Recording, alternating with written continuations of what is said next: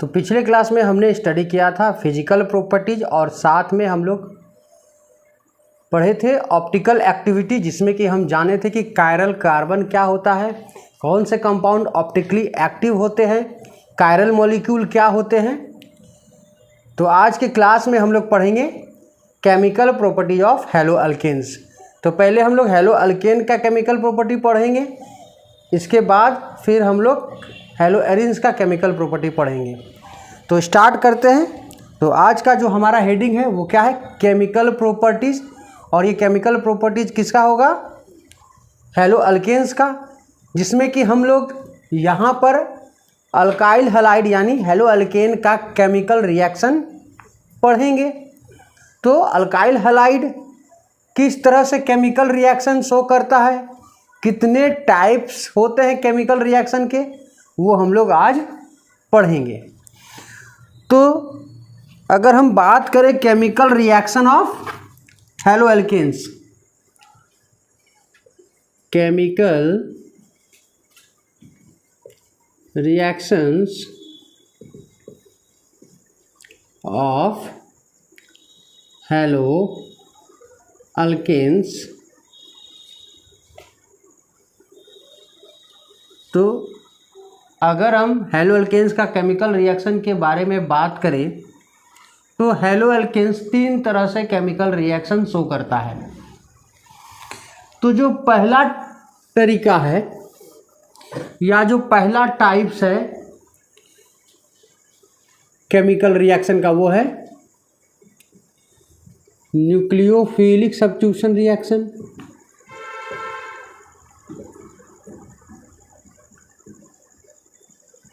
यानी alkyl halide जब भी केमिकल रिएक्शन होता है, केमिकल रिएक्शन में भाग लेता है, तो वो न्यूक्लियोफिलिक सब्स्टिट्यूशन रिएक्शन शो करता है। तो ये एक टाइप है केमिकल रिएक्शन का, इस तरह का केमिकल रिएक्शन शो करता है अल्काइल हैलाइड। दूसरा टाइप जो अल्काइल हैलाइड शो करता है एलिमिनेशन रिएक्शन।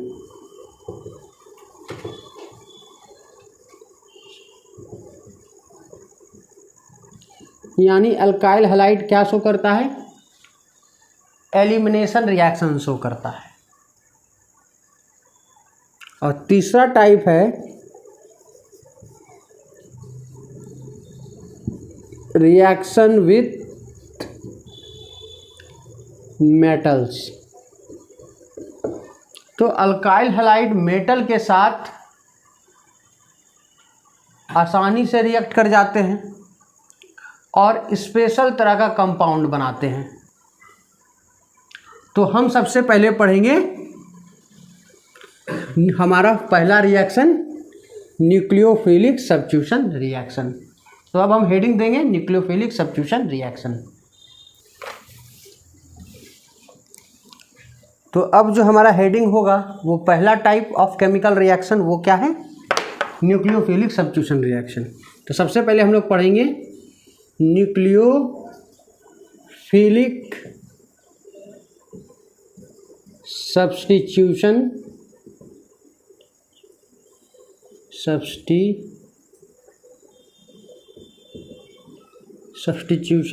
रिएक्शन।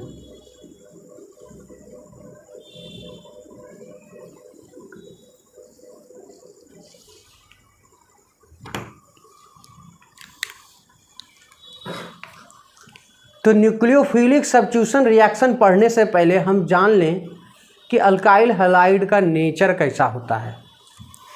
तो अगर हम अल्काइल हैलाइड के बारे में बात करें तो अल्काइल हैलाइड को हम लोग कैसे रिप्रेजेंट करते हैं, RX, इसी तरह से लिखते हैं ना। तो ये X क्या है, हैलोजन एटम है। और ये हैलोजन एटम किससे जुड़ा हुआ है, अल्काइल ग्रुप से। और अल्काइल ग्रुप होता क्या है, कार्बन का चेन होता है।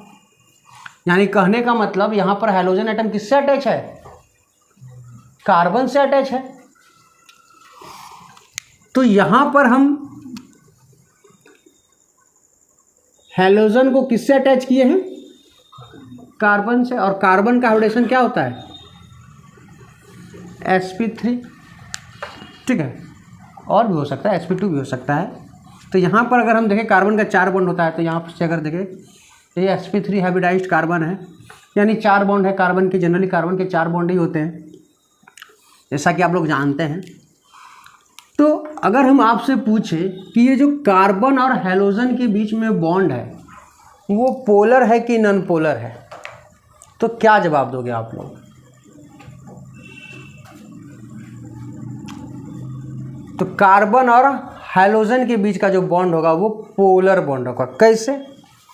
अगर हम बात करें इलेक्ट्रोनेगेटिविटी का, इलेक्ट्रोनेगेटिविटी आप लोग समझते हो ना, electron pair, bonded electron pair को अपने तरफ खींचने की जो क्षमता होती है, इसी को हम लोग इलेक्ट्रोनेगेटिविटी कहते हैं उस एटम का। तो यहाँ पर बॉन्ड है, तो यहाँ पर बॉन्डेड पेयर ऑफ इलेक्ट्रॉन होगा कि नहीं होगा? बॉन्ड जो बनता है वो 2 इलेक्ट्रॉन से बनता है। तो अगर हम इलेक्ट्रोनेगेटिविटी अगर देखा जाए तो हैलोजन एटम ज़्यादा इलेक्ट्रोनेगेटिव होते हैं प्रेडिक्टेबल में। तो कार्बन से ज़्यादा इलेक्ट्रोनेगेटिव कौन होते हैं? हैलोजन, है कि नहीं? और फ्लोरीन सबसे ज़्यादा इलेक्ट्रोनेगेटिव एलिमेंट होता है। उसके बाद फिर ऑक्सीजन, फिर नाइट्रोजन और फिर उसके बाद क्लोरीन होता है। तो हैलोजन का इलेक्ट्रोनेगेटिविटी क्या होता है? कार्बन से ज़्यादा होता है। इसका अगर बात करें तो फ्लोरीन सबसे ज़्यादा होता है। फ्लोरीन का अगर यूनिट देखें तो 4 होता है इलेक्ट्रोनेगेटिव का यूनिट, और इसका 2.5 होता है। तो अगर हम एक नॉर्मल देखा जाए कार्बन का, तो कार्बन का इलेक्ट्रोनेगेटिव का वैल्यू क्या होता है? 2.5 होता है। फ्लोरीन का 4 होता है, क्लोरीन का 3 होता है। ठीक है, तो आपको यहाँ से दिख रहा है कि हैलोजन का इलेक्ट्रोनेगेटिविटी क्या होगा? ज़्यादा होगा। किससे? कार्बन से।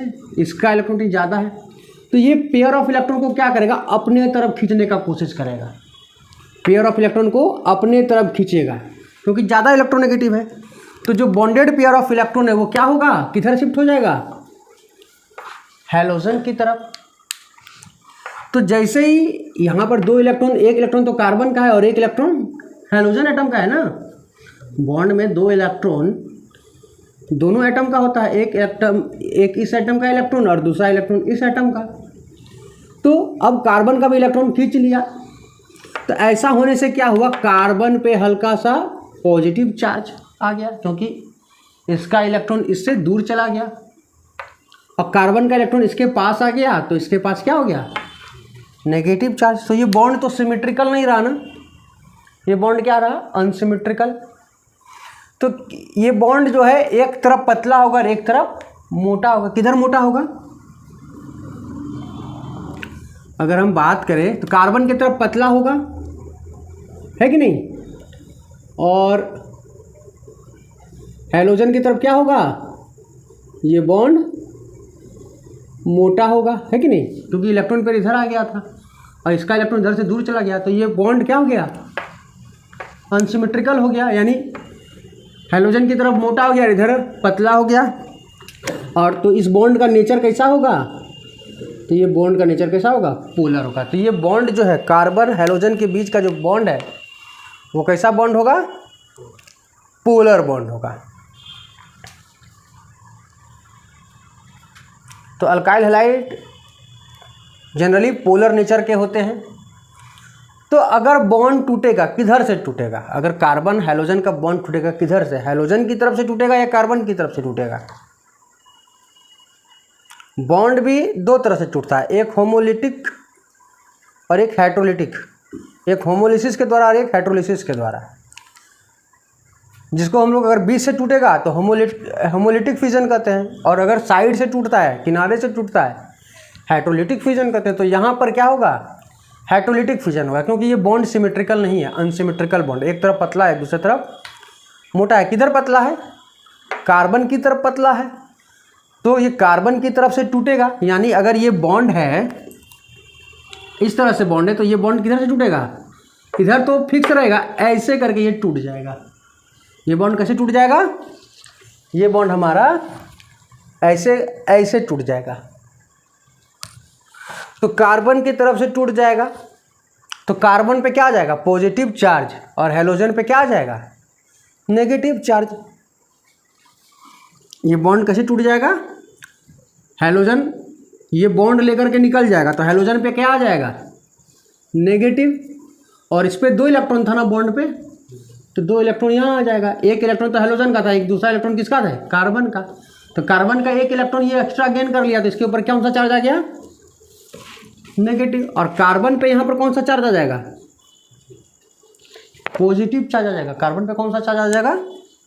कार्बन पे पॉजिटिव चार्ज डेवलप हो गया, क्योंकि इसका भी इलेक्ट्रॉन छिना गया, हेलोजन लेकर के भाग गया इसका इलेक्ट्रॉन। ठीक है, तो अब ये केमिकल रिएक्शन कैसे शो करेगा जरा देखें हम। तो यहाँ हम लेते हैं अल्काइल हैलाइड,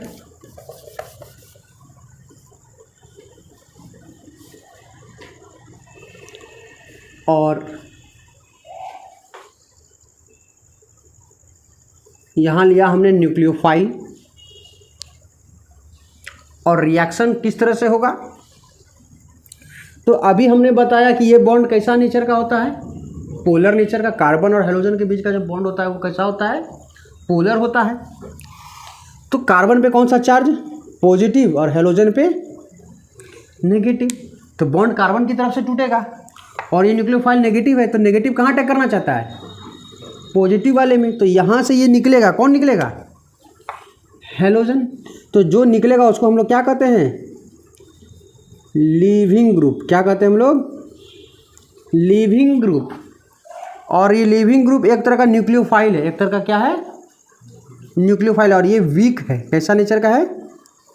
वीक नेचर का है। और यहाँ पर तो दिख रहा है ये तो सीधे न्यूक्लियोफाइल ही है। एक न्यूक्लियोफाइल निकलेगा, दूसरा न्यूक्लियोफाइल कार्बन पे अटैक करेगा।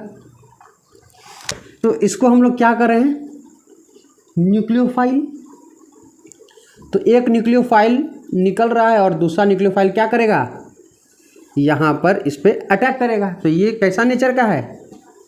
स्ट्रांग है, यानी कमज़ोर को हटा करके स्ट्रांग आदमी जा करके वहाँ बैठ जाएगा।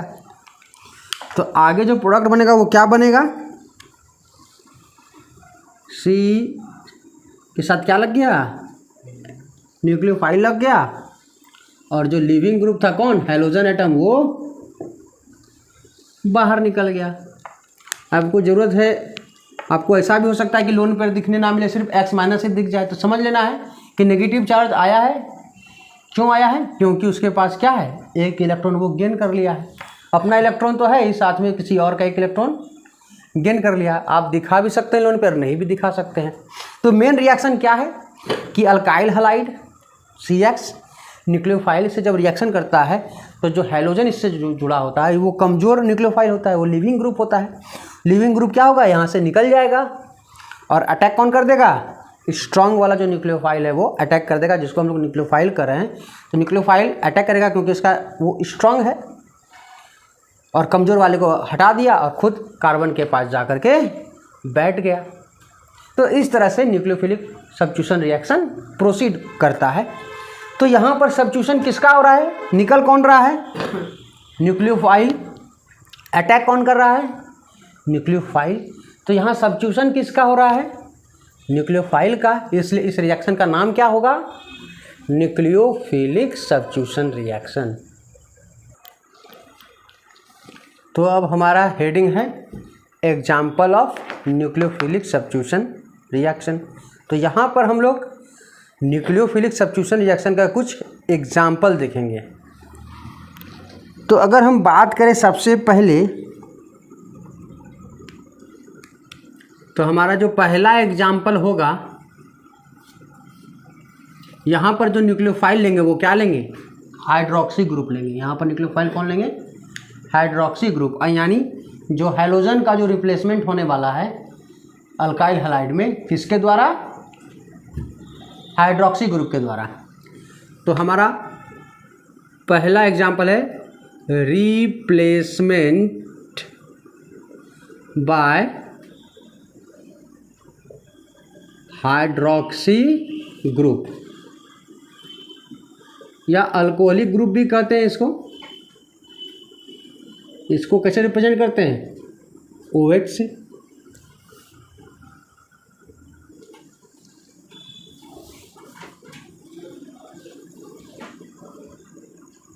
इसको रिप्रेजेंट किससे करते हैं हम लोग? हाइड्रोक्सी ग्रुप को या हाइड्रोक्साइल ग्रुप को OH से। और यहाँ पर जब हाइड्रोजन एटम चला जाएगा और OH एटम आकर के लग जाएगा तो क्या बन जाएगा, अल्कोहल बन जाएगा। तो यानी यहाँ पर क्या होगा, फॉर्मेशन ऑफ अल्कोहल होगा, फॉर्मेशन ऑफ अल्कोहल। तो यहाँ पर अल्कोहल का फॉर्मेशन होगा। तो इस रिएक्शन के बारे में लिखते हैं, यहाँ पर रिएक्शन होगा क्या, when haloalkanes is treated with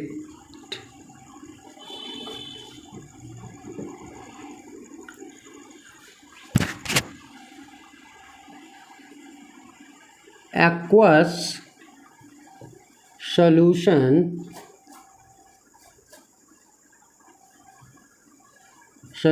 of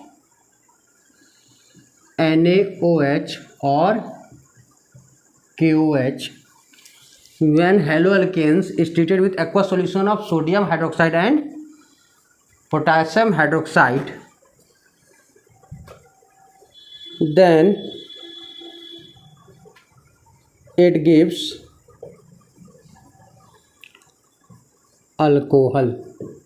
तो क्या मिलता है, अल्कोहल मिलता है। तो कैसे होता है रिएक्शन, जरा देखिए कि यहाँ पर हम अल्काइल हैलाइड लिए और कौन सा ग्रुप लिए, कौन सा न्यूक्लियोफाइल लिए, यहाँ पर OH माइनस। OH माइनस क्या है, न्यूक्लियोफाइल है। अच्छा, ये माइनस चार्ज किस पे है, हाइड्रोजन पे कि ऑक्सीजन पे, ऑक्सीजन पे है। यहाँ पर OH पे माइनस चार्ज किस पे होता है, ऑक्सीजन पे होता है। लेकिन ये जो चार्ज हम दिखाते हैं ऊपर पे इस तरह से, तो ये बता रहा है ओवरऑल चार्ज क्या है, माइनस। ये हाइड्रोजन पे चार्ज नहीं है बल्कि ओवरऑल चार्ज है। एक्चुअली में ये नेगेटिव चार्ज है कहाँ पर, ऑक्सीजन पे, और ऑक्सीजन अटैक करेगा। तो ऑक्सीजन कहाँ अटैक करेगा, हाइड्रोजन को हटाएगा और अल्काइल ग्रुप यानी कार्बन पे अटैक करेगा, जो भी थोड़ा देर पहले देखे थे। तो ये जो अल्काइल ग्रुप पे अटैक कर रहा है वो क्या है, पॉजिटिव नेचर है, कार्बन है वो।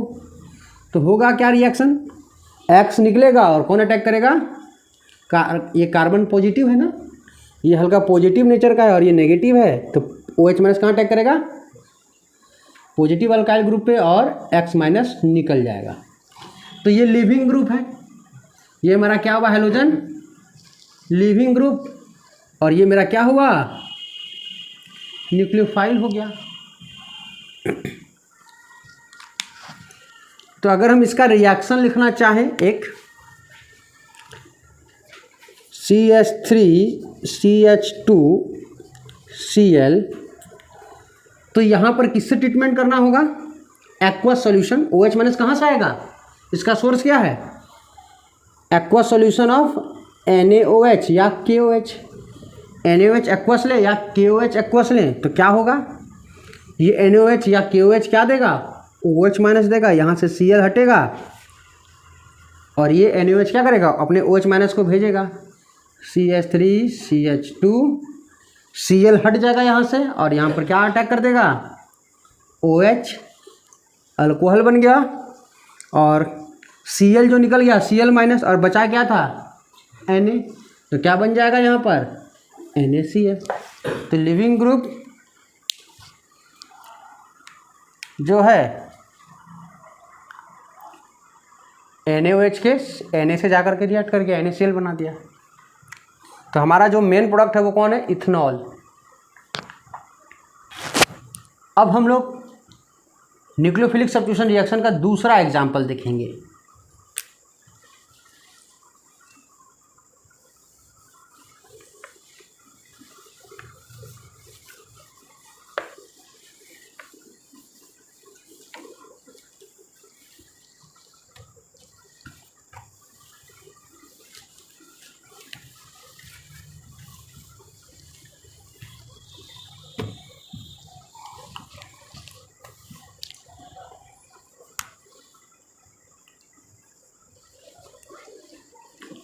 तो हमारा दूसरा एग्जाम्पल है replacement bye alkoxy group. Alkoxy group क्या होता है, OR ग्रुप। तो यहाँ OR ग्रुप के द्वारा क्या होगा, रिप्लेसमेंट होगा अल्काइल हैलाइड में से हैलोजन का। तो यहाँ पर क्या होगा, किसका फॉर्मेशन होगा, अगर OR ग्रुप लग जाएगा, हैलोजन निकलेगा और OR ग्रुप अटैक कर गया R पे, तो यहाँ पर फॉर्मेशन होगा किसका, ईथर का। तो यहाँ पर बनेगा फॉर्मेशन ऑफ ईथर।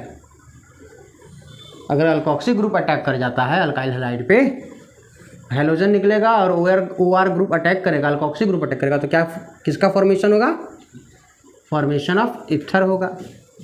यहाँ पर ईथर बनेगा। पिछला बार क्या बन रहा था, अल्कोहल। तो यहाँ पर क्या होगा, when haloalkane is treated with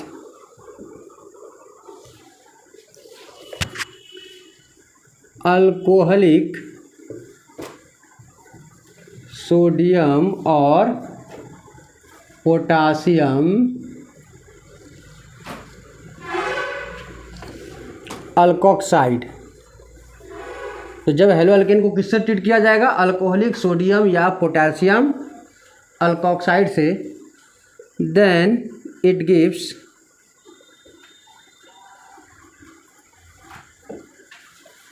corresponding ether. तो हमें यहाँ पर क्या मिलेगा, ईथर मिलेगा। तो देखिए कैसे होता है रिएक्शन, अल्काइल हैलाइड लिए प्लस अल्कोक्सी ग्रुप। तो अल्कोक्सी ग्रुप में नेगेटिव चार्ज कहाँ रहता है जी, ऑक्सीजन पे। OR कहीं ऐसे भी माइनस लिख के दिखा देगा, तो नेगेटिव चार्ज कहाँ पर होगा, ऑक्सीजन पे ही होगा, तो याद रखिएगा। तो क्या होगा, आपको पता है अल्काइल हैलाइड पे क्या है, पॉजिटिव चार्ज होता है। यहाँ से ये ग्रुप निकलेगा और अटैक कौन कर देगा, R पे कौन अटैक करेगा, OR। तो ये तो अपना बॉन्ड हैलोजन लेके गया था। तो यहाँ पर ये जो बॉन्ड बन रहा है, ये कौन सा बॉन्ड बना रहा है, ये जो लोन पेयर है ना, दिख रहा है ऑक्सीजन के ऊपर जो पेयर ऑफ इलेक्ट्रॉन है, यही वाला बॉन्ड बना रहा है। यहाँ पे तो पॉजिटिव चार्ज था, उसको इलेक्ट्रॉन दिया, कौन, ऑक्सीजन दिया, तब जाके यहाँ पर क्या बन गया, बॉन्ड बन गया। तो ये OR ग्रुप अटैक किया इस पर, पॉजिटिव था, इलेक्ट्रॉन रिच था, न्यूक्लियोफाइल था ना, ये तो न्यूक्लियोफाइल है हमारा। तो ये हमारा न्यूक्लियोफाइल है, ये तो अटैक किया। और साथ में क्या बनेगा यहाँ पर, X माइनस। तो X माइनस हर बार क्या होगा, निकल जाएगा, जो कि क्या है हमारा लीविंग ग्रुप।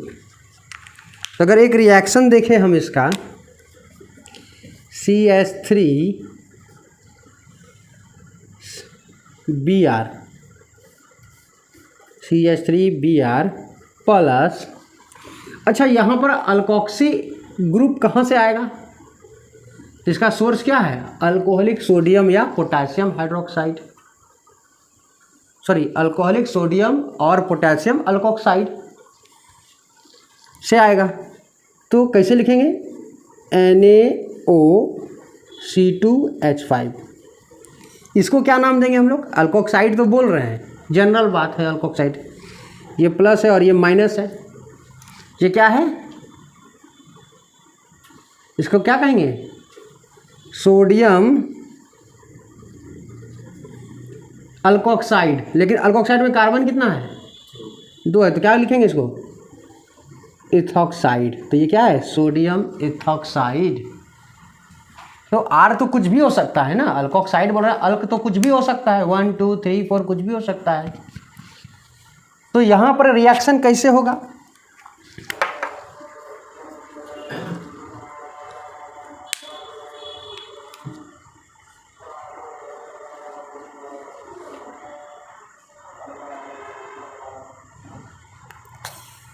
तो यहाँ पर क्या होगा, Br हटेगा और अटैक कौन करेगा, ऑक्सीजन अटैक करेगा, किस पे, कार्बन पे।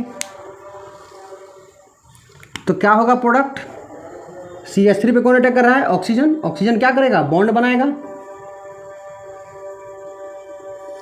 और ऑक्सीजन से क्या जुड़ा हुआ है, C2H5। तो ये ईथर बन गया। ईथर का फॉर्मूला क्या होता है, ROR, यानी ऑक्सीजन के दोनों तरफ क्या होगा, अल्काइल ग्रुप होगा। तो देखिए ऑक्सीजन के दोनों तरफ अल्काइल ग्रुप है, एक तरफ इथाइल है, दूसरी तरफ कौन है, मिथाइल। तो ये इथर बना और साथ में यहाँ पर क्या निकल गया, Br माइनस लिविंग ग्रुप और Na है तो क्या बन जाएगा, बाय प्रोडक्ट हमारा NaBr। तो हमारा मेन प्रोडक्ट कौन हुआ, इथर। इस इथर का नाम कोई बताओ तो, इस इथर का नाम कैसे लिखेंगे, ये जो इथर है इसका नाम कैसे लिखेंगे, इथाइल मिथाइल इथर, ये कॉमन नेम है, इथाइल मिथाइल इथर, या इसका आईपीसी नेम होगा मिथॉक्सी इथेन। तो इसका कॉमन नेम क्या होगा, पहले इथाइल ई आता है, इथाइल मिथाइल इथर।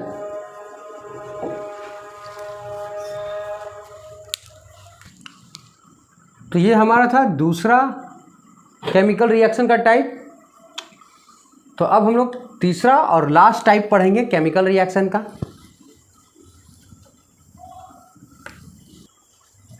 तो अब हम लोग तीसरा एग्जाम्पल पढ़ते हैं न्यूक्लियोफिलिक सब्स्टिट्यूशन रिएक्शन का। तो हमारा तीसरा एग्जाम्पल है न्यूक्लियोफिलिक सब्स्टिट्यूशन का, replacement by cyano group. Cyano group, cyano group का एक और नाम है, साइनो ग्रुप को हम लोग कहते हैं नाइट्राइल, क्या कहते हैं, या इसको हम लोग कहते हैं replacement bye cyanide, replacement bye cyanide group या साइनो ग्रुप। साइनाइड की जगह पे हम क्या लिख सकते हैं इसको, nitrile. Replacement bye nitrile group भी बोल सकते हैं, या साइनो ग्रुप भी कह सकते हैं, या साइनाइड ग्रुप भी कह सकते हैं। और इसको हम लोग कैसे लिखते हैं, साइनाइड ग्रुप जो है CN से।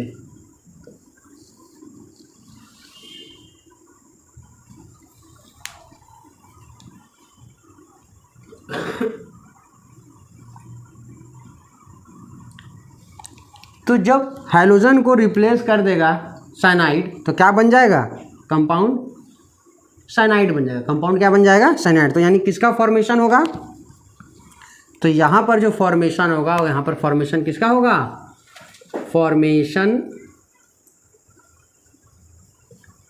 ऑफ साइनाइड या नाइट्राइल, फॉर्मेशन ऑफ साइनाइड, या तो हम इसको क्या कर सकते हैं, नाइट्राइल। साइनाइड का फॉर्मेशन होगा या तो हम कर सकते हैं नाइट्राइल का फॉर्मेशन होगा। अब रिएक्शन होगा कैसे, when hello alkane is treated with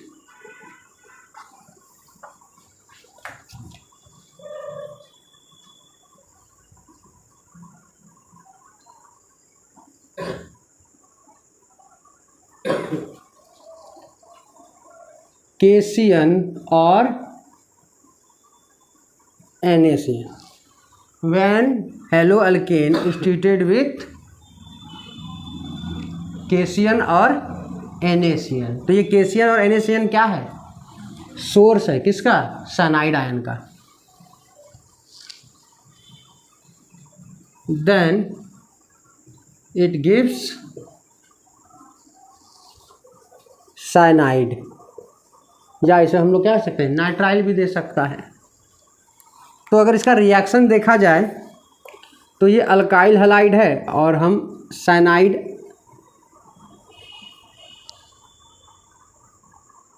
group जो है, साइनाइड न्यूक्लियोफाइल जो है वो अटैक करेगा किस पे, कार्बन पे। यानी ये किस पे अटैक करेगा, अल्काइल ग्रुप पे, क्योंकि अल्काइल ग्रुप क्या है, कैसा नेचर का है, पॉजिटिव नेचर का है। तो क्या बनेगा, RCN और X क्या होगा, निकल जाएगा, यानी लिविंग ग्रुप की तरह। तो यहाँ पर क्या होगा, यहाँ पर ये न्यूक्लियोफाइल है और ये क्या है, लिविंग ग्रुप है।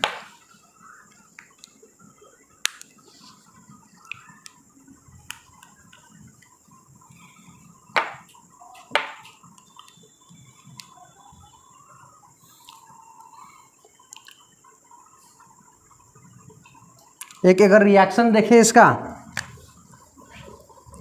CH3 CH2 CH2Br plus KCN अगर रिएक्शन करवाएं तो क्या होगा, Br हटेगा और कौन अटैक करेगा, Cn। 1 2 3 था यहाँ पर, Br हटा, कौन अटैक कर दिया, C। और अटैक किधर से हो रहा है, कार्बन के द्वारा। अटैक दोनों तरफ से हो सकता है, कार्बन की तरफ से भी और नाइट्रोजन की तरफ से भी हो सकता है, लेकिन यहाँ पर कार्बन की तरफ से अटैक होता है। तो C के तरफ से अटैक हुआ तो C जुड़ गया इधर से, और जो बाय प्रोडक्ट बनेगा वो क्या बनेगा, यहाँ पर Br लिविंग ग्रुप था, K यहाँ पर बचा रह गया तो क्या बन गया, KBr। तो अगर इसका हम नाम लिखें, कैसे नाम लिखेंगे प्रोडक्ट का, अच्छा इसका नाम क्या होगा, 1-ब्रोमोप्रोपेन। क्या नाम होगा, नाम लिखने आना चाहिए, 1-ब्रोमोप्रोपेन। अब देखो इस कंपाउंड का नाम बताओ, कितना कार्बन इस कंपाउंड में, 3 नहीं है, 4 कार्बन है, 1 2 3 4। तो साइनाइड से रिएक्शन करवाने पर, KCN या NaCN से रिएक्शन करवाने पर जो प्रोडक्ट बनता है उसमें एक कार्बन क्या हो जाता है, ज़्यादा हो जाता है। तो अब कितना कार्बन है, 4 कार्बन है। तो इसका नाम क्या लिखेंगे, ब्यूटेन नाइट्राइल। क्या लिखेंगे, 1 नंबरिंग कहाँ से करेंगे, जहाँ CN से, कार्बन साइनाइड वाले कार्बन से 1 2 3 4। तो क्या नाम हो जाएगा इसका, ब्यूटेन। CN को क्या लगाते हैं हम लोग सफिक्स में, नाइट्राइल, ब्यूटेन नाइट्राइल। आगे आप लोग क्लास 11th में सीखे होंगे नोमेनक्लेचर, ठीक है, यहाँ भी सीख जाइएगा। तो साइनाइड जहाँ पे रहेगा उसका सफिक्स क्या लगता है, नाइट्राइल लगता है। और साइनाइड का जब भी एडिशन होगा, KCN से रिएक्शन होगा, NaCN से रिएक्शन होगा, तो जो प्रोडक्ट में है वो कार्बन क्या होगा, एक ज़्यादा हो जाएगा। तो जनरली इसका यूज कब आएगा, कन्वर्सन रिएक्शन में। जब आपको बोलेगा कि इससे आप ये बनाओ, ये एक कंपाउंड दे देगा, बोलेगा इस कंपाउंड से आप ये कंपाउंड बनाओ, इथेनॉल दे दिया है, इथेनोइक एसिड बनाओ, तो कन्वर्जन हो, एक आपको आगे चल के मिलेगा कन्वर्जन। तो कन्वर्जन में एक प्रोडक्ट को दूसरे प्रोडक्ट में कन्वर्ट करना पड़ता है, एक कंपाउंड को दूसरे कंपाउंड में कन्वर्ट करना पड़ता है। तो काफ़ी दिमाग लगता है, उसके लिए बहुत कमांड होना चाहिए आपका ऑर्गेनिक केमिस्ट्री पे। अगर आपको कन्वर्जन अच्छा करना है, तो कन्वर्जन में अगर अच्छा करना है तो ऑर्गेनिक केमिस्ट्री में बहुत अच्छा कमांड होना चाहिए, सारा रिएक्शन पे पकड़ होना चाहिए। तो वहाँ पर क्या होता है कि 2 कार्बन से 4 कार्बन वाला प्रोडक्ट बनेगा, बोलेगा कि आपको ब्यूटेन से ब्यूटेनॉल बनाओ, सॉरी इथेन से ब्यूटेनॉल बनाओ। अब इथेन 2 कार्बन का है, ब्यूटेनॉल 4 कार्बन का, यहाँ पे 2 कार्बन बढ़ाना है। कभी ऐसा हो सकता है कि 1 कार्बन बढ़ाना है, तो 1 कार्बन जब भी बढ़ाने बोलेगा तो हम यहाँ पर KCN का यूज कहीं ना कहीं बीच में करना पड़ेगा। तो आगे चल के आप इसका यूज़ देखोगे। तो ये था हमारा तीसरा मेथड। इसमें से एक चीज़ छूट गया है कि अगर KCN या NaCN ना लेकर के क्या लिया गया हो, AgCN। क्या लिया गया हो, AgCN। तो अल्काइल हलाइड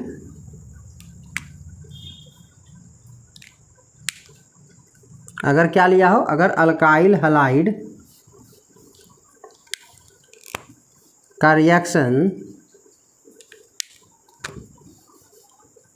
CH3CH2Cl KCN से ना करवा कर किससे करवा दिया जाए, AgCN से। तो KCN क्या था, KCN और NaCN आयनिक नेचर का था। इसका नेचर कैसा है, आयनिक नेचर का है। लेकिन जो इस बार AgCN है ना, ये कैसा नेचर का है, कोवैलेंट नेचर का है। इसका नेचर कैसा है, कोवैलेंट नेचर का। ये हमारा कोवैलेंट नेचर का है। और ये कोवैलेंट नेचर होने के चलते, तो कोवैलेंट नेचर होने के चलते कार्बन अपना इलेक्ट्रॉन के द्वारा अटैक नहीं कर पाएगा। तो यहाँ पर अटैक किसके द्वारा होगा, नाइट्रोजन के द्वारा। तो यहाँ पर जो रिएक्शन होगा CN नहीं लगेगा, बल्कि क्या लग जाएगा, NC लग जाएगा। तो कार्बन की तरफ से अटैक ना होकर किधर से अटैक होगा, नाइट्रोजन की तरफ से। और क्या बन जाएगा, NC बन जाएगा। और बाय प्रोडक्ट क्या बनेगा, AgCl। तो यहाँ पर नाइट्राइल बन रहा था, लेकिन इस बार क्या बन जाएगा, आइसो साइनाइड बन जाएगा। तो याद रहना चाहिए कि AgCN से थोड़ा उल्टा हो जाता है, प्रोडक्ट साइनाइड के जगह पे आइसोसाइनाइड बन जाएगा। तो ये मेरा example of nucleophilic substitution reaction complete हो चुका है। अब हमको आगे पढ़ना होगा mechanism of nucleophilic substitution reaction, जिसमें कि न्यूक्लियोफिलिक सब्स्टिट्यूशन रिएक्शन दो तरह से प्रोसीड करता है, SN1 और SN2 मैकेनिज्म के द्वारा। तो अब हम लोग पढ़ेंगे mechanism of nucleophilic substitution reaction. तो न्यूक्लियोफिलिक सब्स्टिट्यूशन रिएक्शन का जो मैकेनिज्म है वो दो डिफरेंट टाइप्स का है। यानी कहने का मतलब है कि न्यूक्लियोफिलिक सब्स्टिट्यूशन रिएक्शन दो तरीका से प्रोसीड होता है। एक है SN1 मैकेनिज्म के द्वारा और दूसरा है SN2 मैकेनिज्म के द्वारा। तो न्यूक्लियोफिलिक सब्स्टिट्यूशन रिएक्शन दो मैकेनिज्म के द्वारा होता है, एक SN1 मैकेनिज्म के द्वारा और दूसरा SN2 मैकेनिज्म के द्वारा। तो सबसे पहले हम लोग पढ़ेंगे SN1 मैकेनिज्म। तो हम हेडिंग देंगे SN1 mechanism.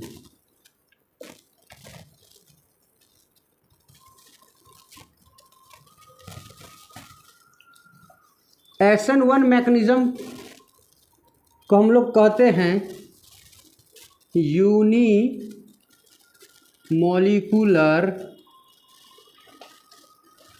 Nucleophilic substitution reaction.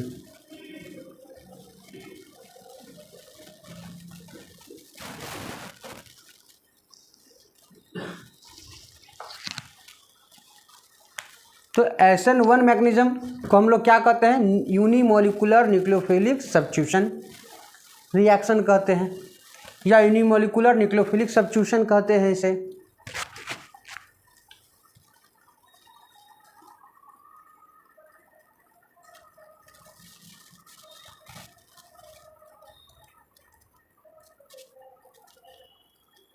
बंद करना है, गाना यहाँ पे बजते रहता है। इंडिया में गाना बजना बहुत मैंडेटरी है। तो वन का मतलब SN1 में वन का मतलब क्या है, यूनिमॉलिक्यूलर। एन क्या बता रहा है, न्यूक्लियोफिलिक सब्स्टिट्यूशन रिएक्शन। SN का मतलब है न्यूक्लियोफिलिक सब्स्टिट्यूशन रिएक्शन। तो SN1 मैकेनिज्म में होता क्या है, SN1 मैकेनिज्म में जो रेट ऑफ रिएक्शन है वो डिपेंड करता है केवल एक ही मॉलिक्यूल के कंसंट्रेशन पर, यानी अल्काइल हैलाइड के कंसंट्रेशन पे। SN1 मैकेनिज्म में क्या होता है, रेट ऑफ रिएक्शन किस पे डिपेंड करता है, ओनली ऑन वन मॉलिक्यूल, इसीलिए इसका नाम है यूनिमॉलिक्यूलर। और वो भी वन मॉलिक्यूल कौन सा, वो है अल्काइल हैलाइड के मॉलिक्यूल पर। न्यूक्लियोफाइल के कंसंट्रेशन पर डिपेंड नहीं करता है। रिएक्शन का रेट किस पे डिपेंड करता है, अल्काइल हैलाइड के कंसंट्रेशन पे। तो हम यहाँ लिख सकते हैं कि in this type rate of reaction depends only on the concentration of alkyl halide। तो यहाँ पर जो रेट ऑफ रिएक्शन डिपेंड कर रहा है, किस पे कर रहा है, केवल अल्काइल हैलाइड के कंसंट्रेशन पर। तो इसका एक्सप्रेशन कैसे लिख सकते हैं, रेट इक्वल टू क्या होता है, R equal to K concentration of alkyl halide. तो रिएक्शन का रेट किस पे डिपेंड कर रहा है, केवल और केवल अल्काइल हैलाइड के कंसंट्रेशन पर। SN1 मैकेनिज्म की बात करें या SN1 रिएक्शन की बारे में बात की जाए तो SN1 मैकेनिज्म 2 स्टेप में पूरा होता है, यानी हम लिख सकते हैं इट अकर्स इन 2 स्टेप्स। तो SN1 मैकेनिज्म कितना स्टेप में प्रोसीड करता है? SN1 मैकेनिज्म 2 स्टेप में प्रोसीड करता है, यानी 2 स्टेप में कंप्लीट होता है। और SN1 मैकेनिज्म की बारे में बात की जाए तो SN1 मैकेनिज्म जो होता है ना, वो टर्सरी अल्काइल हैलाइड जो है वो ज़्यादा शो करता है। टर्सरी अल्काइल हैलाइड जब भी न्यूक्लियोफिलिक सब्स्टिट्यूशन रिएक्शन करेगा तो हमेशा और हमेशा SN1 मैकेनिज्म के द्वारा शो करेगा। टर्सरी अल्काइल हैलाइड जब भी न्यूक्लियोफिलिक सब्स्टिट्यूशन रिएक्शन करेगा, रिएक्ट करेगा, हमेशा SN1 मैकेनिज्म के द्वारा करेगा, कभी भी SN2 मैकेनिज्म के द्वारा रिएक्ट नहीं करेगा। तो हम यहाँ क्या लिख सकते हैं? Tertiary alkyl halide react by only SN1 mechanism. Tertiary alkyl halide हमेशा SN1 मैकेनिज्म के द्वारा रिएक्ट करेगा।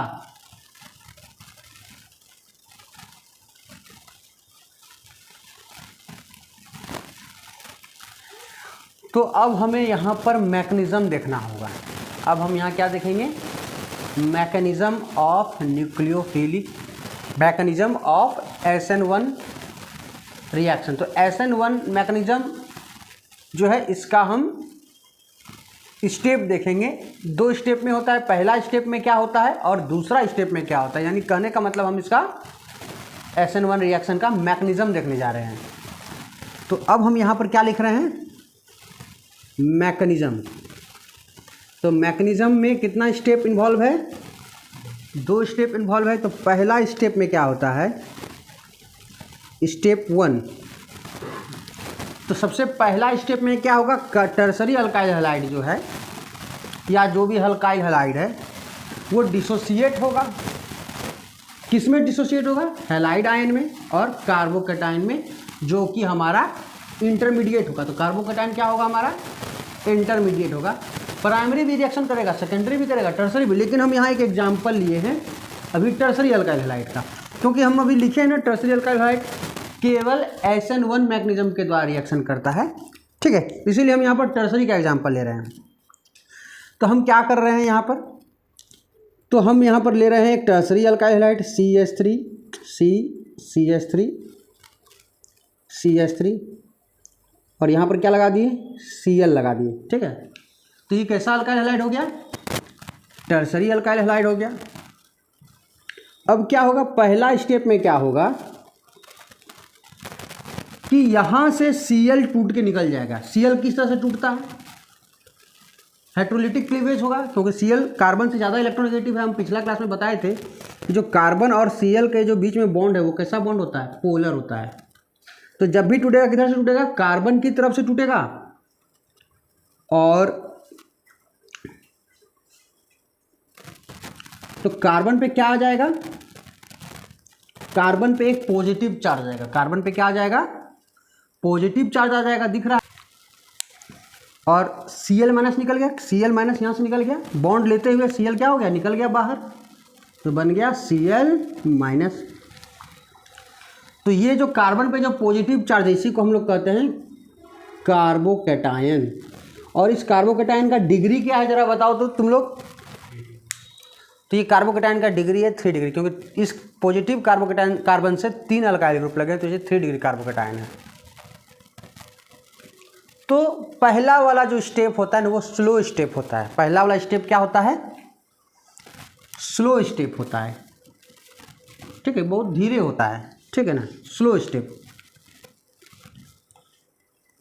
या इसको हम यहाँ लिख देते हैं, आपको याद रहे, इसको हम यहाँ लिख देते हैं। ये कैसा स्टेप होता है? हमारा जो पहला स्टेप होता है स्लो स्टेप।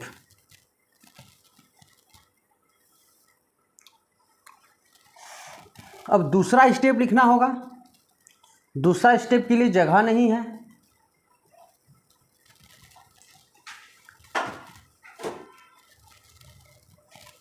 तो दूसरा स्टेप हम साइड में लिख रहे हैं।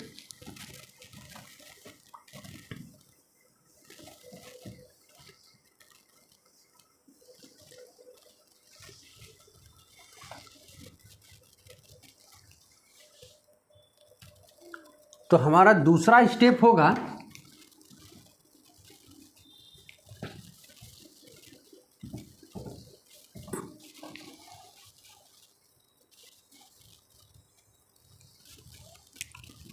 तो स्टेप 2 में क्या होगा हमारा,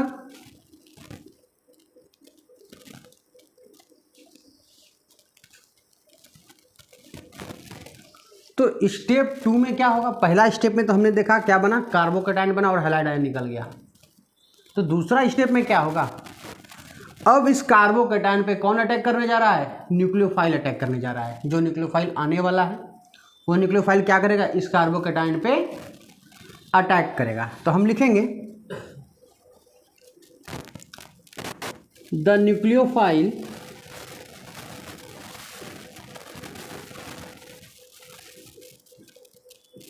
attack on the carbocation formed in the first step।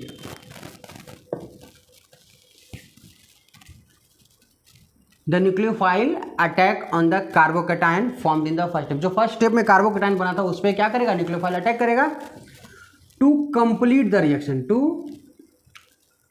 Complete the reaction. तो रिएक्शन को कंप्लीट करने के लिए ऐसा करेगा।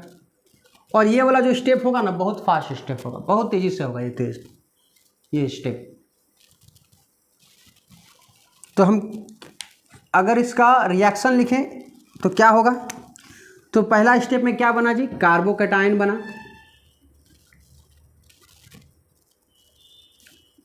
यही है कार्बोकेटाइन और इसका डिग्री क्या है, 3 डिग्री कार्बोकेटाइन है ना। तो पहला स्टेप में जो कार्बोकेटाइन बना है यहाँ पर एक न्यूक्लियोफाइल आएगा। तो यहाँ से Cl निकला तो एक न्यूक्लियोफाइल आएगा कौन, OH माइनस। तो कल हम लोग 3 एग्जाम्पल पढ़े थे ना, OH भी आ सकता था, OR भी आ सकता था, है कि नहीं। OH माइनस, अगर OH माइनस अटैक करेगा तो अल्कोहल बन जाएगा। अगर अल्कोक्सी ग्रुप अटैक करेगा तो क्या बन जाएगा, ईथर बन जाएगा। और अगर Cn minus cyanide ion attack करा तो क्या बन जाएगा, साइनाइड बन जाएगा। तो ये इस तरह के न्यूक्लियोफाइल आ सकते हैं, ठीक है। तो न्यूक्लियोफाइल जब भी होगा वो क्या होगा, नेगेटिव स्पीसीज होगा। तो अटैक करेगा, किस पे अटैक करेगा, ये न्यूक्लियोफाइल किस पे अटैक करेगा, पॉजिटिव वाला कार्बन पे ऐसे करके आएगा और यहाँ पर क्या करेगा, अटैक करेगा। तो होगा क्या,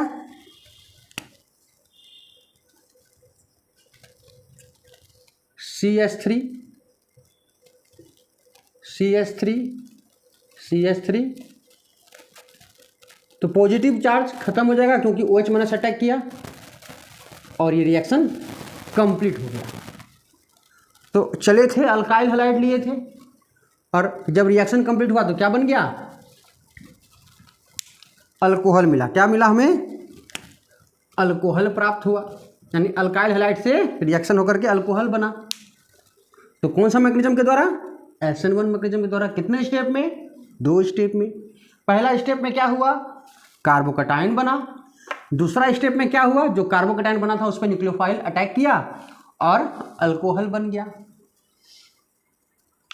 अब अल्कोहल बनेगा, इथर बनेगा, वो डिसाइड करता है आपका न्यूक्लियोफाइल क्या है। तो हमारा न्यूक्लियोफाइल OH माइनस था, इसीलिए अल्कोहल बना। Cn लेते तो साइनाइड बन जाता, अल्कोक्सी ग्रुप लेते तो इथर बन जाता। तो इस तरह से 2 स्टेप में SN1 रिएक्शन कंप्लीट होता है। तो दूसरा स्टेप जो होता है वो फास्ट स्टेप होता है। अब हम आपसे पूछना चाहेंगे कि जो न्यूक्लियोफिलिक सब्स्टिट्यूशन रिएक्शन, यानी यहाँ पर SN1 रिएक्शन की अगर बारे में बात करें तो पूछे कि जो रेट ऑफ रिएक्शन है वो किस पे डिपेंड करेगा, स्लो स्टेप पे या फास्ट स्टेप पे। पहला स्टेप पे डिपेंड करेगा कि सेकंड स्टेप पे डिपेंड करेगा। जो हमारा रिएक्शन का रेट कौन से स्टेप पे डिपेंड करेगा, स्लो स्टेप पे कि फास्ट स्टेप पे।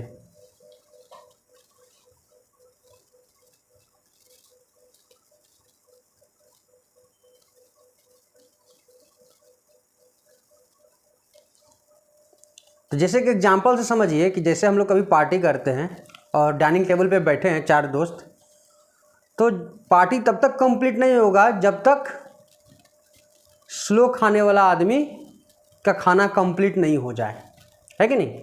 पार्टी तब तक कंप्लीट नहीं होगा जब तक जो धीरे खाने वाला व्यक्ति है वो क्या करेगा, उसका खाना कंप्लीट ना हो जाए।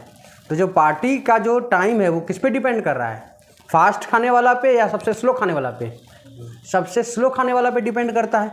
उसी तरह रिएक्शन का रेट डिपेंड करेगा किस पे, सबसे स्लो स्टेप पे। तो जब तक स्लो स्टेप कंप्लीट नहीं होगा तब तक रिएक्शन कंप्लीट नहीं होगा।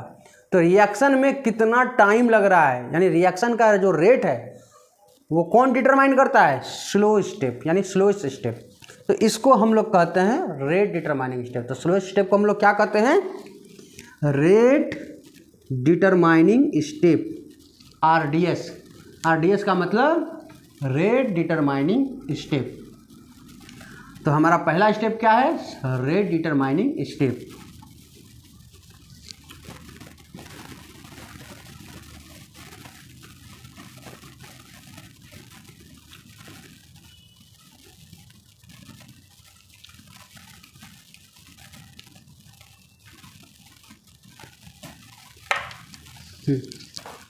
तो अगर हम प्राइमरी सेकेंडरी अल्काइल हैलाइड लेते तो क्या होता।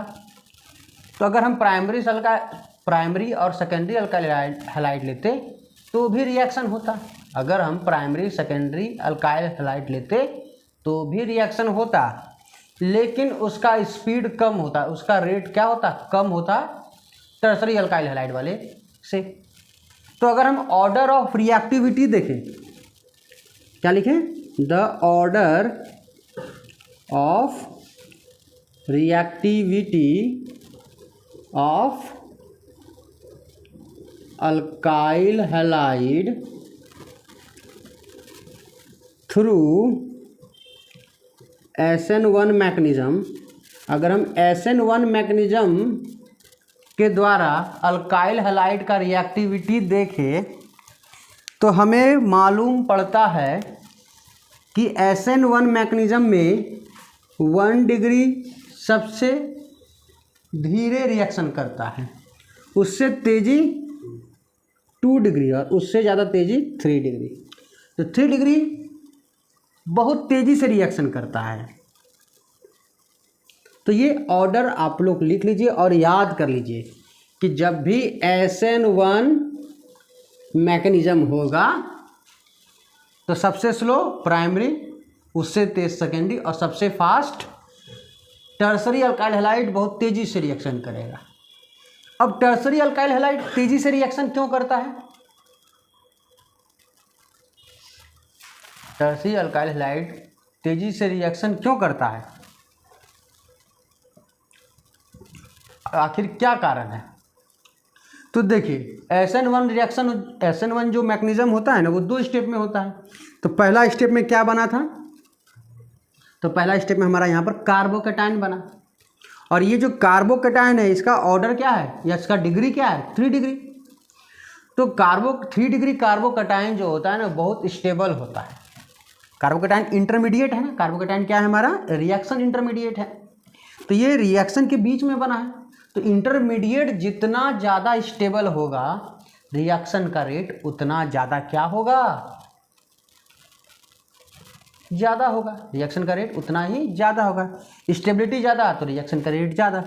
तो अगर प्राइमरी या सेकेंडरी अल्काइल हैलाइड लेते तो कार्बोकैटायन क्या बनता, प्राइमरी या सेकेंडरी। टर्सरी लिए तो टर्सरी कार्बोकैटायन बना, यहाँ दिख रहा है आपको टर्सरी कार्बोकैटायन बना। तो टर्सरी कार्बोकैटायन पे क्या हुआ,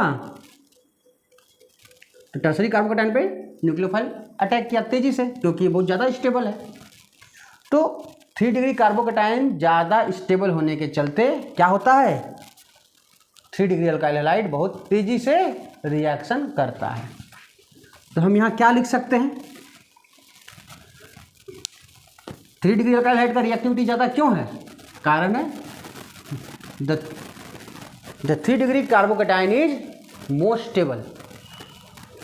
अगर 3 डिग्री का रिएक्टिविटी ज़्यादा कर पूछे कि क्यों ज़्यादा स्टेबल है 3 डिग्री अल्काइल हैलाइड, तो इसका कारण है because 3 degree alkyl halide, tertiary alkyl halide produces 3 degree carbocation, tertiary carbocation which is most stable. इसका रीजन लिख लीजिए, बिकॉज 3 डिग्री यानी tertiary carbocation is most stable, is most stable.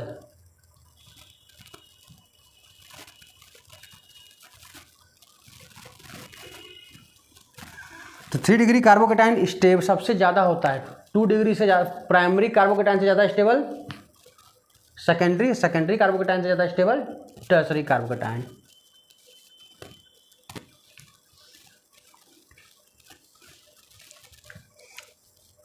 तो primary carbocation, tertiary secondary carbocation और tertiary carbocation अगर आपको बनाने बोल दे तो बना पाइएगा आप लोग?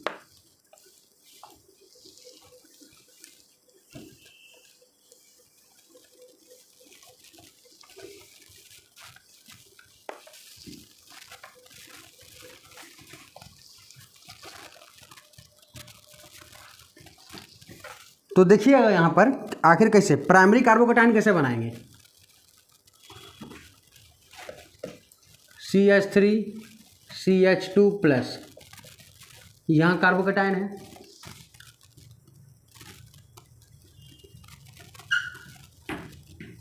क्या होगा, गर्मी लग रहा है क्या?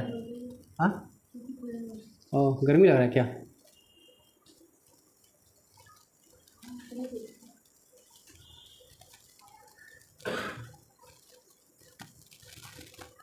तो देखिए यहाँ पर ये 3 कार्बोकैटायन है, पहला वाला का डिग्री क्या है 1 डिग्री कार्बोकैटायन, पहला वाला 1 डिग्री कार्बोकैटायन क्यों है,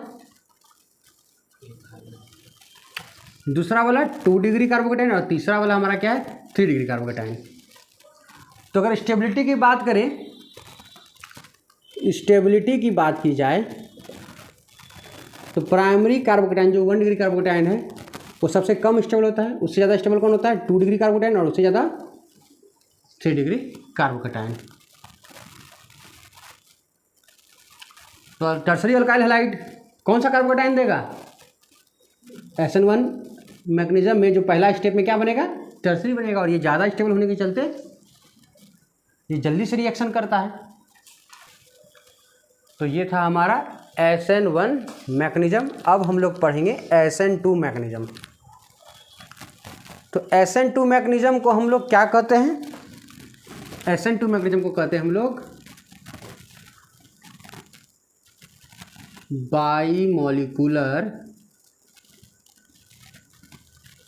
न्यूक्लियोफिलिक सब्स्टिट्यूशन।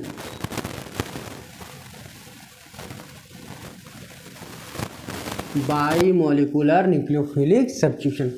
तो यहाँ 2 स्टैंड कर रहा है बाईमोलिकुलर के लिए। अब ये बाईमोलिकुलर क्यों बोल रहे हैं, क्योंकि यहाँ पर जो रेट ऑफ रिएक्शन है वो किस पे डिपेंड करेगा,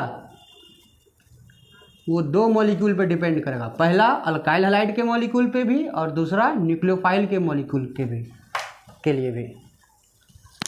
क्योंकि पिछला बार जब हम SN1 पढ़े थे केवल अल्काइल हैलाइड के कंसंट्रेशन पे डिपेंड कर रहा था, लेकिन यहाँ पर अल्काइल हैलाइड के कंसंट्रेशन पे तो डिपेंड करेगा रिएक्शन का रेट, साथ में डिपेंड करेगा न्यूक्लियोफाइल के कंसंट्रेशन पर भी। तो हम यहाँ लिख सकते हैं in this type rate of reaction in this type rate of reaction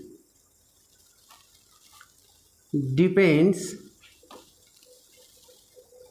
on the concentration of both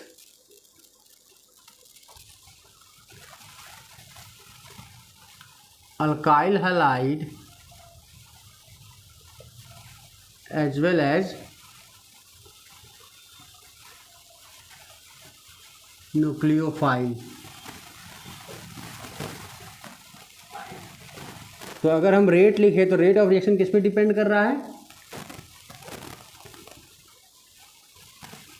alkyl halide के कंसंट्रेशन पर और साथ में न्यूक्लियोफाइल के कंसंट्रेशन पर। तो यहाँ पर दो मॉलिक्यूल के कंसंट्रेशन पर रेट डिपेंड कर रहा है, इसलिए हम इसे क्या कर रहे हैं? बाय मॉलिक्यूलर न्यूक्लियोफिलिक सब्स्टिट्यूशन कर रहे हैं, यानी SN2 मैकेनिज्म कर रहे हैं। तो SN2 मैकेनिज्म जो होता है ना, वो केवल एक स्टेप में होता है, केवल और केवल एक स्टेप में। It occurs in one step. तो ये केवल एक ही स्टेप में कंप्लीट हो जाता है। और इसमें जो है ना, SN2 मैकेनिज्म में प्राइमरी अल्काइल हैलाइड जो है वो हमेशा क्या करेगा? SN2 मैकेनिज्म से रिएक्शन करना चाहेगा। जब भी primary alkyl halide nucleophilic substitution करना चाहेगा तो SN1 से नहीं चाहेगा, वो जब भी चाहेगा SN2 मैकेनिज्म के द्वारा चाहेगा रिएक्शन करे।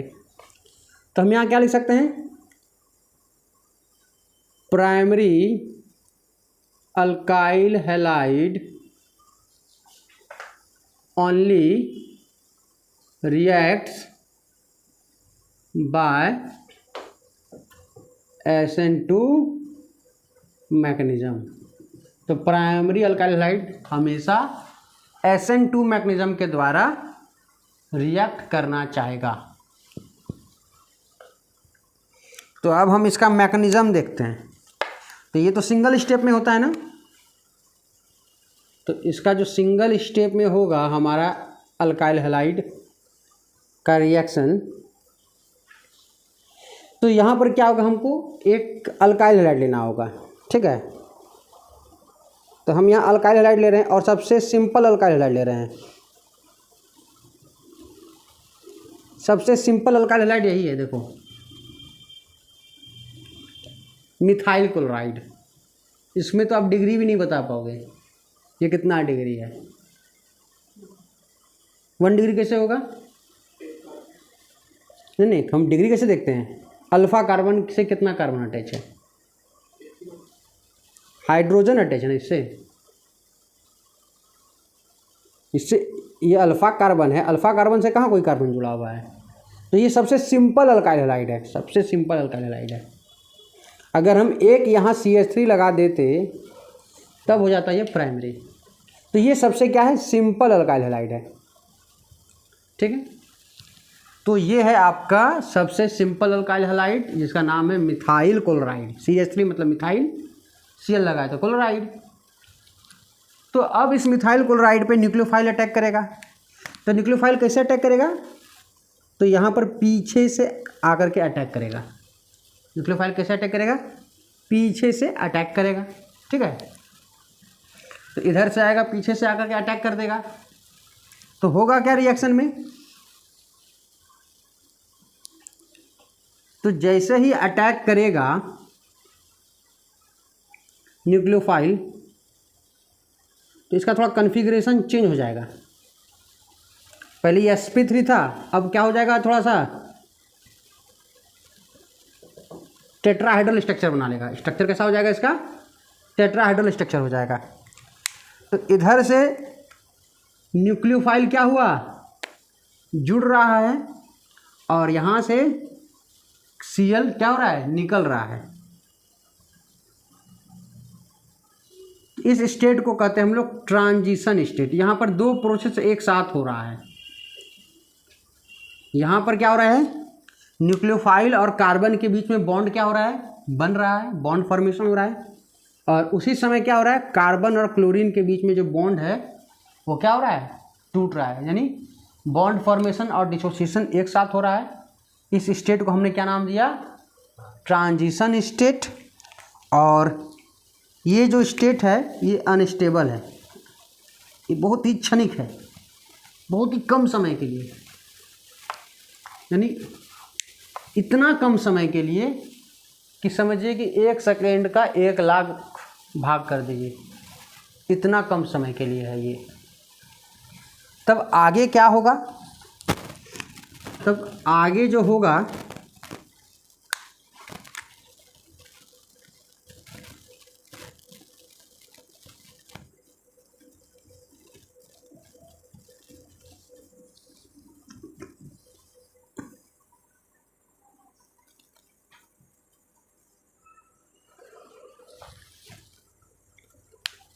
इसको यहाँ लिख देते हैं।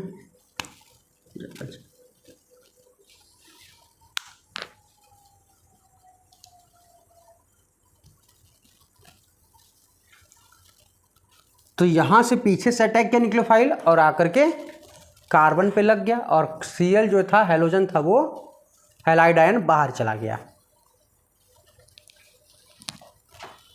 तो ये सिंगल स्टेप में हुआ। तो अगर हम देखें रिएक्टेंट को और प्रोडक्ट को, तो दोनों में क्या अंतर नज़र आ रहा है, क्या कुछ अंतर नज़र आ रहा है आप लोग को? इसको और इसको देखें, रिएक्टेंट और प्रोडक्ट को देखें तो क्या अंतर नज़र आ रहा है? अभी हाइड्रोजन हमारा जब रिएक्टेंट था वो क्या हो था, सब लेफ्ट में था। जैसे ही पीछे से अटैक किया, इतना तेज़ी से अटैक किया कि सारा हाइड्रोजन डर के उधर चला गया, राइट में चला गया। तो यहाँ पर कन्फिग्रेशन सीधे उल्टा हो गया। कन्फिग्रेशन क्या हो गया, उल्टा। तीनों हाइड्रोजन लेफ्ट में था, सीधे क्या हो गया, राइट में चला गया। तो इस घटना को कहते हैं इन्वर्जन ऑफ कन्फिग्रेशन। इस घटना को हम लोग क्या कहते हैं, inversion of configuration. It is called, या this phenomenon is called, this phenomenon is called inversion of configuration. तो इसे हम लोग क्या कहते हैं,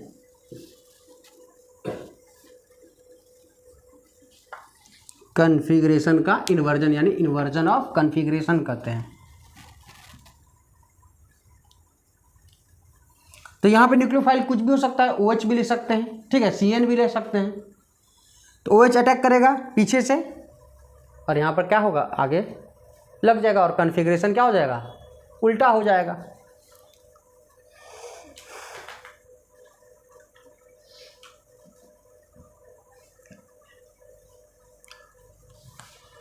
तो इसको लिख लीजिए। अब हम लोग देखेंगे अल्काइल हैलाइड का रिएक्टिविटी का ऑर्डर। अब हम लोग अल्काइल हैलाइड का रिएक्टिविटी का ऑर्डर देखेंगे, जैसे SN1 में देखे थे उसी तरह SN2 में भी देखेंगे। तो अगर हम अल्काइल हैलाइड का रिएक्टिविटी देखें, द ऑर्डर ऑफ रिएक्टिविटी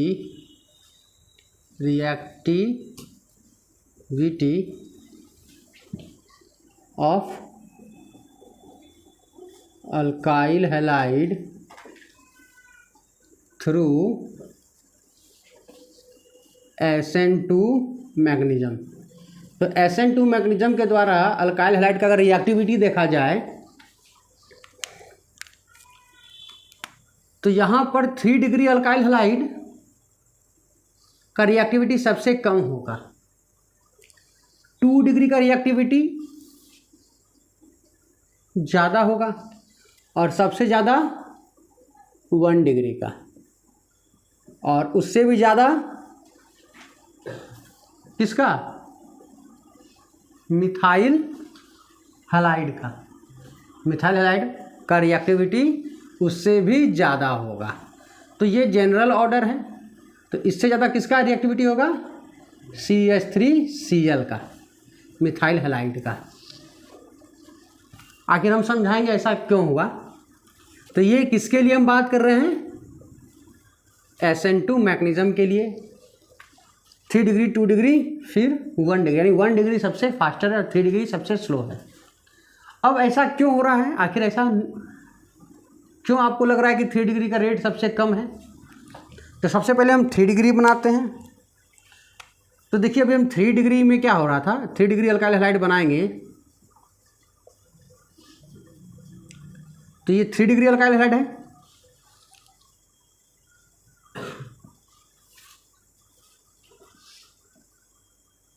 ये हमारा 2 डिग्री अल्काइल हैलाइड है और ये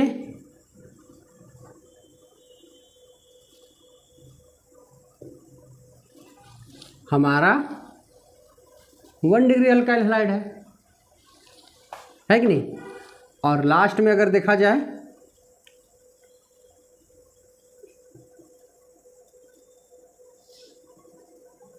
ये हमारा मिथाइल, सबसे सिंपल है, मिथाइल हैलाइड है, मिथाइल हैलाइड है कि नहीं।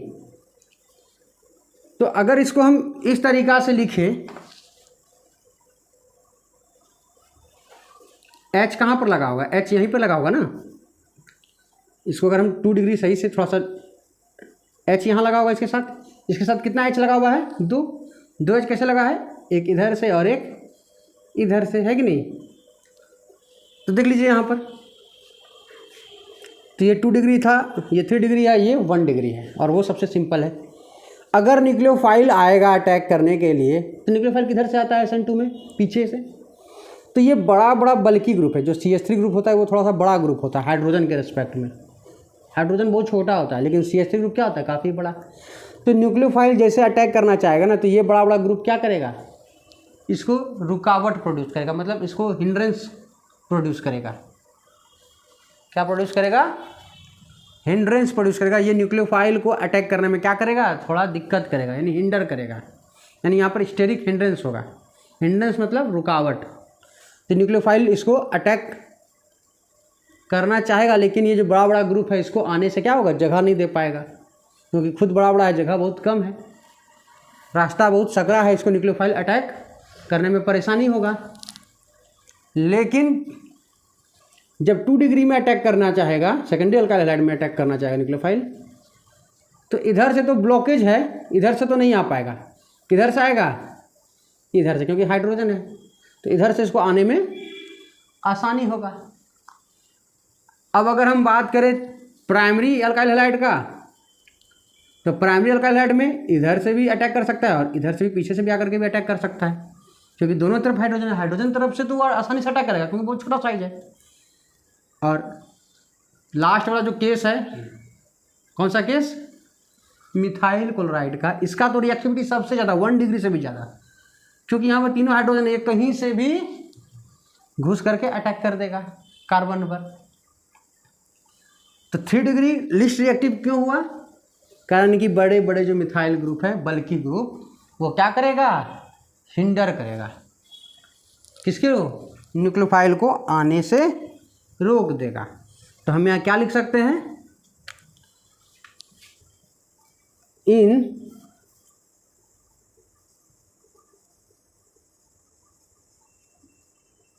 Tertiary alkyl halide, in tertiary alkyl halide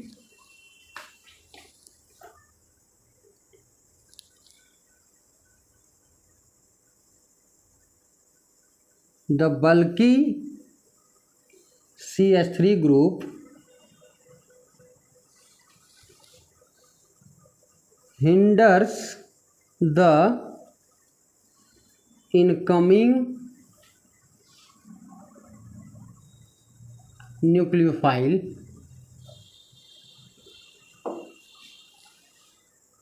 ठीक है। In tertiary alkyl halide the bulky CH3 group hinders the incoming nucleophile, so tertiary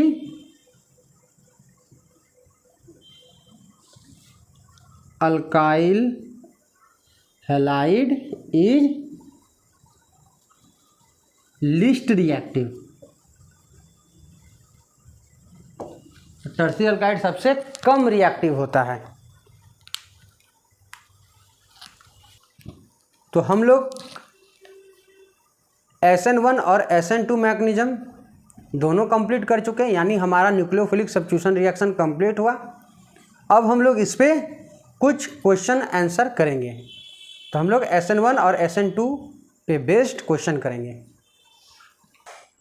तो हमारा फर्स्ट क्वेश्चन है, in the following pairs of halogen compounds which would undergo SN2 reaction faster. तो इसमें SN2 reaction, यहाँ पर हमें pair of compound दे दिया गया, वो भी हैलोजन वाले कंपाउंड। तो यहाँ पर जो अल्काइल हैलाइड दिया है वो पेयर में दिया हुआ है। तो पहला, यहाँ पर दो क्वेश्चन है। तो पहला क्वेश्चन में क्या है कि ये दोनों पेयर में आपको बताना है इन दोनों में से कौन तेजी से SN2 मैकेनिज्म शो करने वाला है। ये SN2 रिएक्शन कौन तेजी से करेगा। सेकेंड वाला में भी दो कंपाउंड है, इस दोनों में से तेजी से रिएक्शन कौन करेगा SN2 मैकेनिज्म के द्वारा। तो सबसे पहले जब भी आपको SN1 या SN2 का जो क्वेश्चन सॉल्व करना है ना, तो आपको पहले याद रखना होगा कि SN2 के लिए ऑर्डर क्या है। जब भी हम SN2 मैकेनिज्म के बारे में बात करेंगे तो हमारा ऑर्डर क्या था, 3 डिग्री सबसे कम था, उससे फास्टर 2 डिग्री था, उससे फास्टर 1 डिग्री था। आपको ये याद रख लेना है बात, ठीक है। और प्राइमरी में तो अगर SN1 की अगर बात करें तो SN1 में क्या होता है, जस्ट इसका उल्टा होता है। तो बहुत आसान सा चीज़ है। तो सबसे पहले हमें फाइंड करना होगा कि इन दोनों में, पहले हम फर्स्ट का देख रहे हैं, तो इन दोनों में अगर आप इसका डिग्री बताइएगा तो फर्स्ट का हमारा डिग्री क्या होगा, तो अल्फ़ा कार्बन देखना होगा। अगर हमको डिग्री बताना है तो सबसे पहले में क्या देखना होगा, अल्फ़ा कार्बन। Cl से जो कार्बन अटैच है वो अल्फ़ा कार्बन है, और अल्फ़ा कार्बन से कितना कार्बन अटैच है, एक कार्बन अटैच है। यहाँ पर देखिए ये जुड़ा है, इस कार्बन से जुड़ा हुआ है ना, इस कार्बन से जुड़ा हुआ है, तो एक कार्बन से जुड़ा है। तो ये वाला पहला जो अल्काइल हैलाइड है वो प्राइमरी है, और अल्फ़ा कार्बन यहाँ पर कौन है, अल्फ़ा कार्बन पे ये वाला अल्फ़ा कार्बन है। और अल्फ़ा कार्बन कितने कार्बन से जुड़ा हुआ है, 2 कार्बन से, है ना। तो 2 कार्बन से जुड़ा हुआ है, तो ये है हमारा सेकेंडरी अल्काइल हैलाइड। तो अब अगर ऑर्डर देखोगे तो ऑर्डर में क्या है कि प्राइमरी अल्काइल हैलाइड ज़्यादा फास्टर होता है। प्राइमरी अल्काइल हैलाइड क्या होता है, ज़्यादा फास्ट होता है 2 डिग्री से। SN2 के द्वारा अगर हम देखें तो कौन होगा हमारा फास्टर, तो हमारा प्राइमरी फास्ट होगा। तो हम इसका आंसर क्या लिख सकते हैं, तो अगर हम आंसर लिखें 1 का, तो 1 का आंसर क्या होगा, फर्स्ट वाला क्या होगा, फास्टर होगा, यानी ये जो है फास्टर होगा। तो पेयर में पहला वाला फास्टर होगा। अब हम सेकेंड में देखें,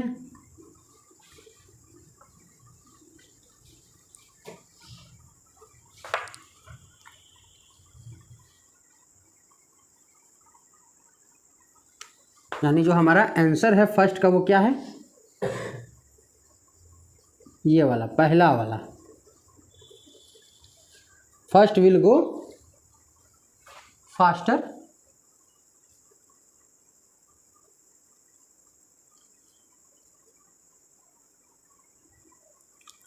अगर हम सेकेंड को सॉल्व करें तो अल्फ़ा कार्बन कौन होगा, ये वाला कार्बन, और यहाँ पर अल्फ़ा कार्बन ये वाला कार्बन। तो अल्फ़ा कार्बन तो पहचानना बहुत आसान सा बात है। तो अल्फ़ा कार्बन कितने कार्बन से जुड़ा हुआ है, एक, 1 डिग्री, और यहाँ पर अल्फ़ा कार्बन कितने कार्बन से जुड़ा हुआ है, एक, तो ये भी 1 डिग्री। तो इस केस में दोनों 1 डिग्री है। तो अब हम क्या करेंगे, दोनों तो 1 डिग्री आ गया, अब कौन फास्टर होगा। तो अब हमें देखना होगा कि यहाँ दोनों का बॉन्ड कैसा है। तो यहाँ पर कौन, कार्बन और आयोडीन जुड़ा हुआ है, किससे जुड़ा हुआ है, कोवैलेंट बॉन्ड से। तो अगर हम सेकेंड का अगर देखें तो यहाँ पर कौन सा बॉन्ड है, कार्बन और आयोडीन के बीच बॉन्ड है, और यहाँ पर कार्बन और क्लोरीन के बीच बॉन्ड है। अब आपको बताना होगा क्लोरीन का और आयोडीन का साइज में किसका बड़ा साइज होता है। आयोडीन का साइज क्लोरीन से बहुत बड़ा होता है, क्लोरीन का साइज छोटा होता है। क्लोरीन के बाद ब्रोमीन, ब्रोमीन के बाद, तो अगर हम साइज के बारे में बात करें तो साइज इसका ज़्यादा है, तो बड़ा साइज बॉन्ड क्या होगा, ज़्यादा बड़ा। कार्बन Cl के बीच का जो बॉन्ड है वो छोटा होगा, और कार्बन और आयोडीन के बीच का जो बॉन्ड है वो क्या होगा, बड़ा होगा। तो क्या होगा, बॉन्ड लेंथ बड़ा नहीं, और बॉन्ड एनर्जी छोटा, बॉन्ड एनर्जी छोटा होगा, बॉन्ड एनर्जी क्या होगा, कम होगा, है कि नहीं। तो हम इसका आंसर क्या लिखेंगे, और इसका बॉन्ड एनर्जी क्या होगा, ज़्यादा। तो हम यहाँ पर क्या लिख सकते हैं कि Ci बॉन्ड का जो एनर्जी है, Ci bond has low bond, has lower bond energy, has lower bond energy than CCl bond.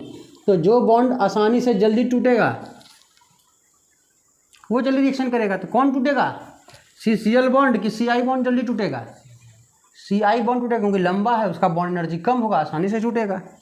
तो Ci बॉन्ड है lower bond energy than CCl bond. यहाँ पर भी जो हमारा आंसर होगा वो कौन होगा, फर्स्ट वाला। तो ये हमारा फास्टर है। हम लोग एक क्वेश्चन और करते हैं SN1 और SN2 पे। तो हमारा अगला क्वेश्चन है, which compound in each of the following pair will react faster in SN1 reaction with OH। तो यहाँ पर SN1 रिएक्शन के बारे में बात कर रहा है। तो यहाँ पर अगर SN1 रिएक्शन होता है तो SN1 रिएक्शन कौन तेज़ी से, इन दोनों पेयर में कौन तेज़ी से करेगा, यानी कौन फास्टर शो करेगा, SN1 रिएक्शन फास्टर कौन शो करेगा। तो यहाँ पर भी दो क्वेश्चन है, फर्स्ट क्वेश्चन और सेकंड क्वेश्चन। तो हम बारी बारी से दोनों क्वेश्चन को देखेंगे। तो सबसे पहले हम फर्स्ट क्वेश्चन सॉल्व करेंगे। तो पहला वाला जो क्वेश्चन है उसमें क्या है, CH3Br है और क्या है, CH3I है। अगर दोनों का डिग्री पता करें तो दोनों मिथाइल है, मिथाइल हैलाइड है, ठीक है। तो 1 डिग्री भी नहीं है, 1 डिग्री है कोई भी, ये सबसे सिंपल हैलाइड है। ये क्या है, सिंपलेस्ट हैलाइड है या सिंपल हैलाइड है। तो अब तो यहाँ दोनों का एक ही कंडीशन दिख रहा है कि इसमें भी CH3Br है, इसमें भी CH3I है, और दोनों सिंपल अल्काइल हैलाइड है। अब क्या करेंगे हम लोग, अब देखेंगे हम लोग कार्बन। तो यहाँ पर बॉन्ड किसके बीच में है, कार्बन और Br के बीच में, और यहाँ पर बॉन्ड किसके बीच में है, कार्बन और आयोडीन के बीच में। तो Br और आयोडीन में देखा जाए किसका साइज बड़ा है, आयोडीन है लार्जर साइज, ये छोटा है, और ये क्या है, काफ़ी बड़ा है, यानी आयोडीन का साइज क्या है, लार्ज साइज। तो Br से बड़ा साइज का है, तो बॉन्ड भी इसका क्या होगा, बड़ा होगा। अब बॉन्ड बड़ा होगा तो बॉन्ड एनर्जी क्या होगा, तो लो बॉन्ड एनर्जी। तो यहाँ पर देखा जाए तो यहाँ डिग्री से तो पता नहीं चल रहा है, लेकिन यहाँ पर बॉन्ड एनर्जी देखा जाए तो कार्बन आयोडीन के बीच का बॉन्ड एनर्जी कम है, और बॉन्ड एनर्जी कम होने के चलते ये जल्दी टूटेगा और रिएक्शन करेगा। तो इसका आंसर क्या लिख सकेंगे हम लोग, तो फर्स्ट का जो आंसर हम लिखेंगे वो क्या लिखेंगे, तो हमारा जो आंसर होगा, हमारा फास्टर रिएक्शन कौन करेगा, ये वाला हमारा आंसर होगा, सेकेंड वाला, यानी सेकेंड वाला जो आंसर होगा वो क्या होगा, CH3I हमारा आंसर होगा। तो रीज़न क्या है इसका, Ci bond has lower bond energy than CBr bond. तो Ci बॉन्ड का बॉन्ड एनर्जी कम होता है किससे, कार्बन और Br के बॉन्ड से, तो इसलिए जल्दी टूट जाएगा। अब अगर हम सेकेंड को देखें,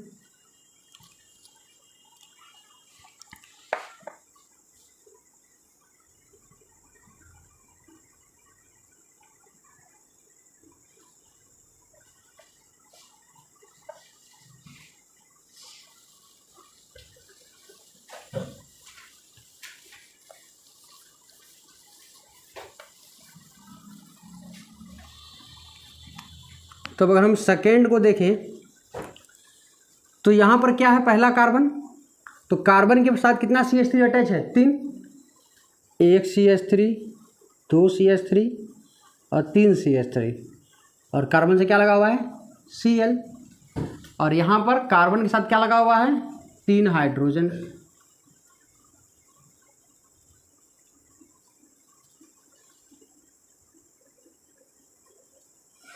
तो इसका ऑर्डर देखें, इसका ऑर्डर क्या है, इसका डिग्री क्या है, ये अल्फा कार्बन है तो ये 3 डिग्री कार्बोकेटायन है, और ये सिंपल है, 1 डिग्री भी तो नहीं है ना, इसको आप तो 1 डिग्री भी नहीं कर सकते हो। तो ये क्या है, सिंपल अल्काइल हैलाइड है। और यहाँ पर अगर हम SN1 का ऑर्डर की बात करें तो SN1 का ऑर्डर क्या है, 1 डिग्री से ज़्यादा फास्टर, 2 डिग्री, 2 डिग्री ज़्यादा फास्टर, 3 डिग्री। तो 3 डिग्री वाला तो हमेशा और हमेशा क्या शो करेगा, SN1 मैकेनिज्म के द्वारा रिएक्शन शो करेगा। तो हमारा जो आंसर होगा वो कौन होगा, फर्स्ट। तो हमारा इस बार आंसर कौन होगा, फर्स्ट। तो ये वाला क्या होगा, फास्टर जाएगा।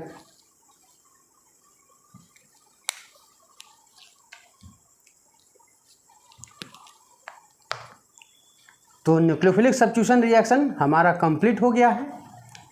हमने SN1 और SN2 दोनों पे क्वेश्चन प्रैक्टिस कर लिया है। अब हम लोग आगे चलेंगे दूसरा टाइप ऑफ केमिकल रिएक्शन जो कि है एलिमिनेशन रिएक्शन। तो अगले क्लास में हम लोग कवर करेंगे एलिमिनेशन रिएक्शन, और साथ में जो तीसरा हमारा रिएक्शन है रिएक्शन विथ मेटल्स वो कंप्लीट करेंगे। तो मिलते हैं अगले क्लास पे। Thank you for watching this video.